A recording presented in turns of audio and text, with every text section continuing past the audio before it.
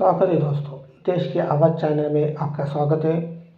आप तो मेरी वीडियो पूरी देखते हो लेकिन मेरे चैनल को सब्सक्राइब नहीं करते हो, तो प्लीज़ मेरे चैनल को सब्सक्राइब कीजिए और मेरे आने वाले वीडियो के लिए नोटिफिकेशन बटन दबाना मत भूलिए। जय हिंद, जय भारत, वंदे मातरम। आपको कई दिनों से बता रहा हूं कि भारत एक बड़ी और फैसलाकुन जंग के लिए पर तोल रहा है और इस जंग के लिए उसकी तैयारियां उरूज पे हैं। आपने सबसे पहले घबराना नहीं है।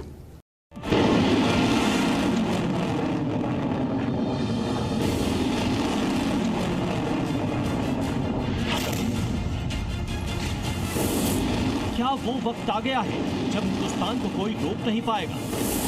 क्या वो वक्त आ गया है जब पाकिस्तान से पीओके छिन जाएगा?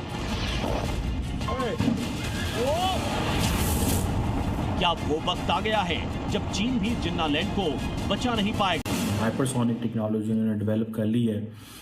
सो पाकिस्तान के पास ऐसा कुछ भी नहीं। या मिसाइल पे मिसाइल बना रहा है, टेक्नोलॉजी में आगे से आगे जाता जा रहा है। आप क्या कहना चाहेंगे? भाईजान, हमारे पास जज्बा हो। ये हाइपरसोनिक मिसाइल है, प्रोजेक्ट विष्णु के तहत इंडिया का ये लेटेस्ट मिसाइल है जो ये टेस्ट करने जा रहे हैं। ब्रह्मोस से भी ज्यादा मारक क्षमता,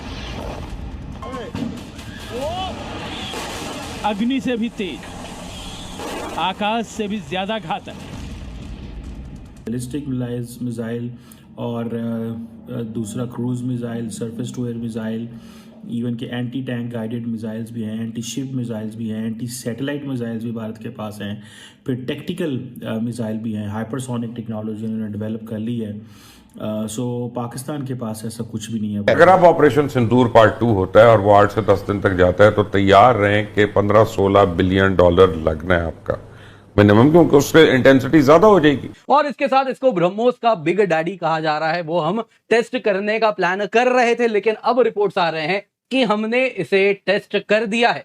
पाकिस्तान के लिए दोस्तों ये बेहद बुरी खबर है, क्योंकि आप अगर देखें तो ब्रह्मोस से उनके यहाँ जो नुकसान किया था और ये जो चीनी रडार वगैरह थे, एयर डिफेंस सिस्टम थे जो कि सोते हुए पाए गए थे, उन सब को हमने कहीं ना कहीं ध्वस्त कर दिया था। उसके बाद चीनियों ने कहा था ब्रह्मोस बड़ा कॉम्प्लिकेटेड मिसाइल है, तुम हमसे ऐसा करो HQ-19 ले लो। अब दोस्तों HQ-19 के भी चिथड़े उड़ाने के लिए ये हमारा हाइपरसोनिक मिसाइल आ रहा है। What does this mean? India तो बहुत कुछ बड़ी देर से कर रहा है। एक ही एडवर्सरी है major, that is Pakistan. So why India has to procure so much for one country which is Pakistan, although China is there. लेकिन इस पे आपको लगता नहीं कि this is more of an optics than substance? नहीं, ये ऑप्टिक्स नहीं है, क्योंकि यहाँ पर ना कमर आपने अपने क्वेश्चन को जो लास्ट में आपने मॉडिफाई किया, दैट इज द क्रक्स।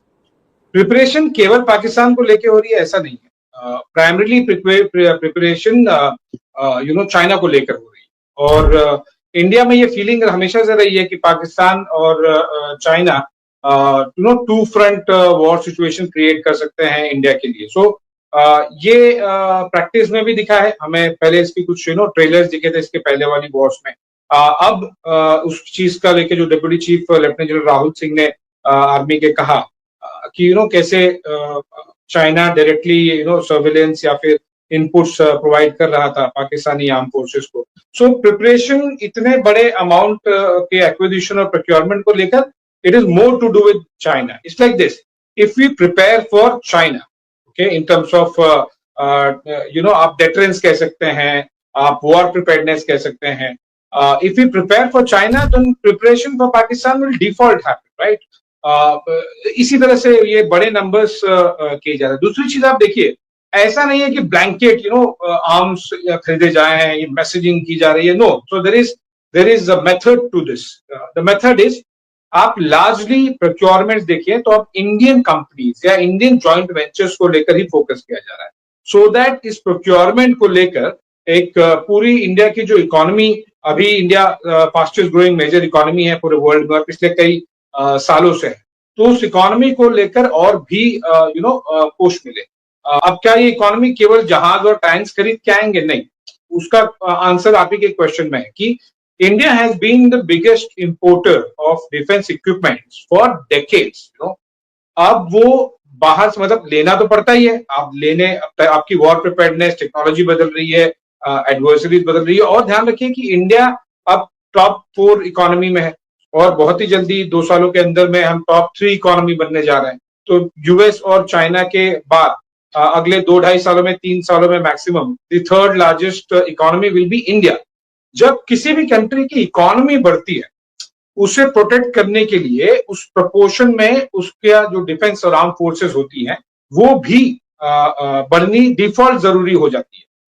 अब आप क्या करोगे अगर आप कोई अगर आप फॉर एग्जांपल अगर हम 5 ट्रिलियन की तरफ बढ़ रहे हैं, 4 ट्रिलियन की हमारी ऑलरेडी इकोनॉमी हो गई है।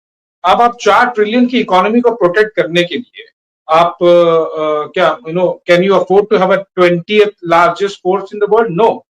अगर आप इकोनॉमी में टॉप 3 होने जा रहे हैं, आप टॉप 4 हैं, तो आपकी आर्म फोर्सेस भी 2-4 रैंक आगे पीछे सही पर उस बैंडविड्थ में होनी पड़ेगी। This is applicable to every country, right? Let's be practical about it. ऐसा तो है नहीं कि यूएस सबसे बड़ी इकोनॉमी है वर्ल्ड की, तो उसकी फोर्सेस क्या नाइजीरिया जितनी होंगी? ऑब्वियसली नहीं। उसके आर्म फोर्सेस इकोनॉमी को प्रोटेक्ट करने के लिए, उस कंट्री के इंटरेस्ट को एक्सपैंड करने के लिए arm forces are one of the many verticals. उसमें डिप्लोमेसी भी और बहुत सारी और चीजें, वो स्टेटस उसके साथ बढ़ता है।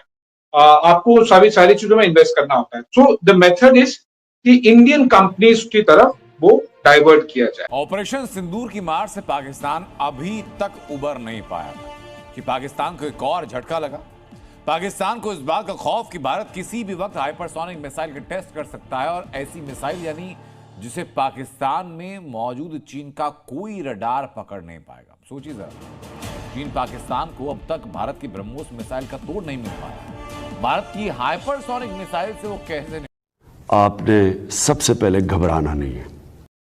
आप तो मेरी वीडियो पूरी देखते हो लेकिन मेरे चैनल को सब्सक्राइब नहीं करते हो, तो प्लीज़ मेरे चैनल को सब्सक्राइब कीजिए और मेरे आने वाले वीडियो के लिए नोटिफिकेशन बटन दबाना मत भूलिए। जय हिंद, जय भारत, वंदे मातरम।